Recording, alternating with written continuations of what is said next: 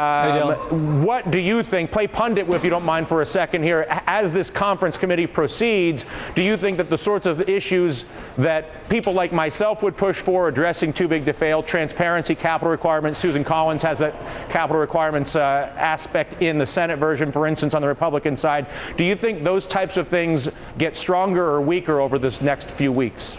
Well, let me say, I hope we're witnessing a real conference committee and not a show trial. And I hope taxpayers have a seat at that table because, as we've said on this program many times before, as I travel across Indiana and across the country, people are tired of the borrowing and the spending, and especially tired of the bailouts. And I think what they see under the rubric of financial services reform is taking the bad ideas that we now know were even more unnecessary, the more facts come out about AIG you discussed, taking the bad ideas of AIG and we're making them part of permanent public policy. I mean, where's the Fannie and Freddie reforms in this legislation? Where is a real effort to push away from this whole notion of too big to fail? My hope is that something very unusual is going to happen in that conference committee with the Klieg lights of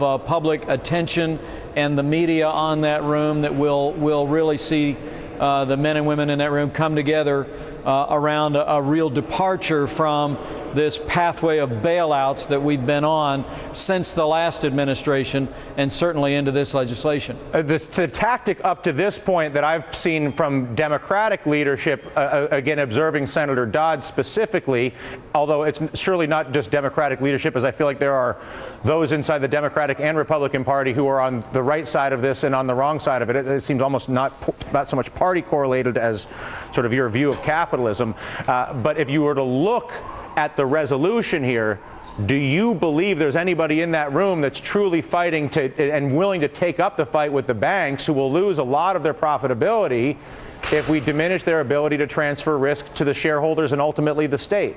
Well, I know that the Republicans appointed to the conference committee from the House of Representatives are absolutely determined to do everything in their power to move that legislation in a direction that is in the interest of preserving free markets, in the interest of preserving both the freedom to succeed and the freedom to fail, and in the interest really of serving taxpayers long term. But again, I think the real question going forward is, are we looking at a 2-week show trial, or are we looking at a real conference committee where in the history of this institution fresh ideas and fresh proposals can be brought to bear if they find a notion of that in either the House or Senate bill, those things can be brought forward. I just think, it seemed to me that Democrats on Capitol Hill thought they had a populist tiger by the tail here.